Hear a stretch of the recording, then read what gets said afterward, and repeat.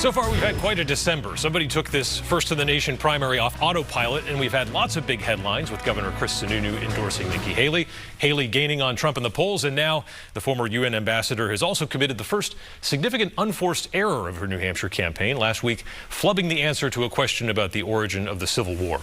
Here to help us unpack that and much more is Dr. Dante Scala from the University of New Hampshire. Thanks for being here, Doctor. You're welcome. So we're in bowl season, a lot of big games ahead. It feels a little bit like Nikki Haley has started off the fourth quarter fumbling the ball, committing a turnover, and it's not the end of the game. Plenty of time to make that big comeback, but this isn't exactly how you'd want to start that fourth quarter, is it? No, it's a tough way to end the year. I mean, it's been a good quarter for her, really beginning with the debates and so forth, building momentum with Governor Sununu's endorsement and so forth, and then you run into an unexpected problem. And, you know, we've seen so many town hall meetings, and 99 out of 100 of them go without incident. And they go positively and so forth, but it's that 100th, like the least expected time, that can trip you up. And I think Nikki Haley walked into something that's kind of like shows something about the Republican Party in general. Republicans today love to talk about political correctness. They love to point to the left and to Democrats and say, you know, they're hypersensitive when it comes to race. I think that's created a dilemma for Republican candidates like Nikki Haley. Like, when they get asked a question about the legacy of racism, about the history of the United States with regards to race relations, they're not quite sure how to answer it without offending someone in the audience. And that's why I think Haley, when faced with this question that really any 12th grader in New Hampshire with U.S. history could answer pretty straightforwardly, reacted like it was a hand grenade that she'd been tossed. And so then she reverted to some like, well, let me try to skate by, let me give some word salad about the role of government and so forth, and then have to clean it up the next day. I think it shows when you're a candidate like Haley trying to build this coalition of Republicans, you're worried about who you're going to offend if you speak honestly about race.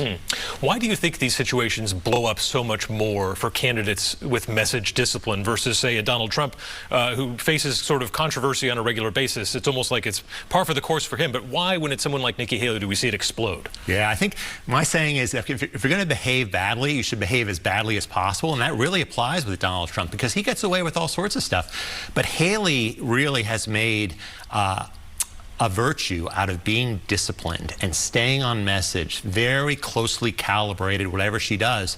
And then I think that creates a problem for her when she's faced with an unscripted, unexpected moment. Okay, like, what do I do with this? This is not one of the usual questions I get about healthcare or about Ukraine or whatever.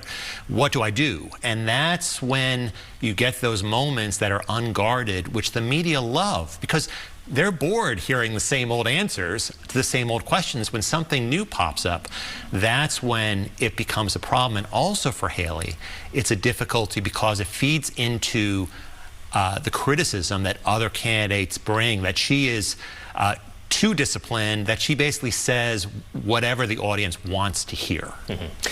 We'll see how this plays out in the end. I'm interested in your perspective on the structural aspect of the race, though, that there might be voters out there who really don't care about these little, you know, ticky-tack fouls, if you will, in terms of message and things like that.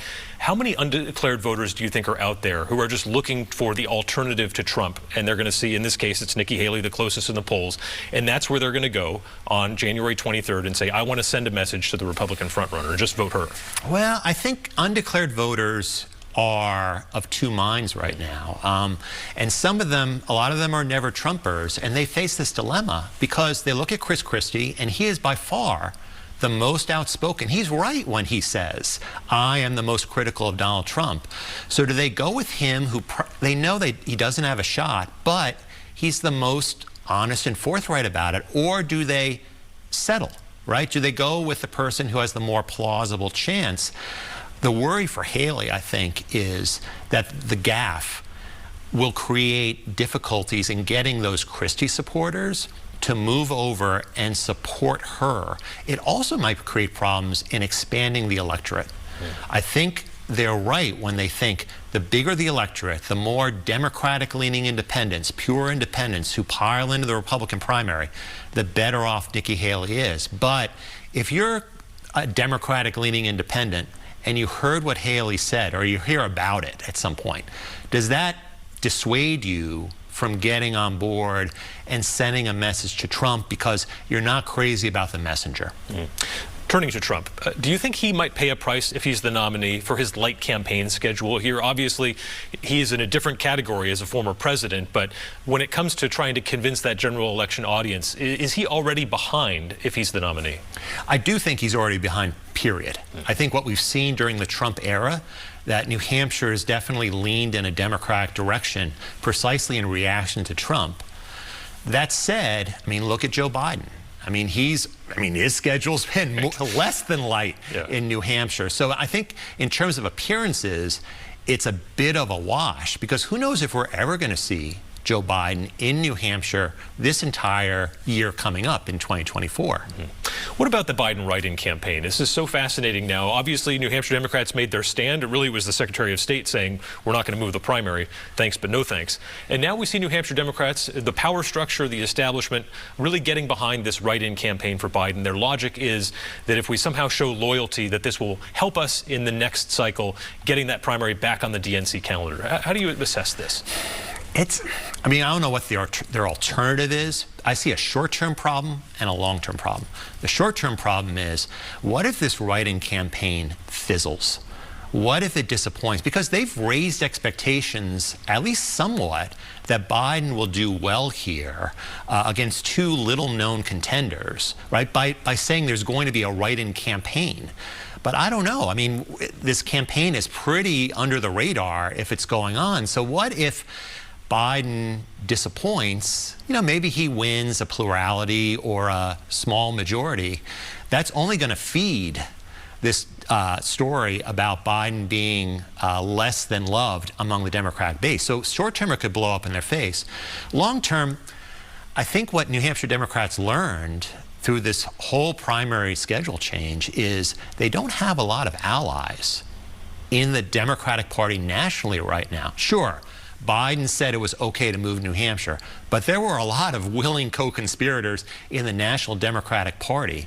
So what I wonder is, okay, whether they support Biden or not in this primary, what's going to change about that, like over the next 4 years? What's going to change that will give New Hampshire more allies to say, hey, we need to reverse ourselves? Because now the door's been opened.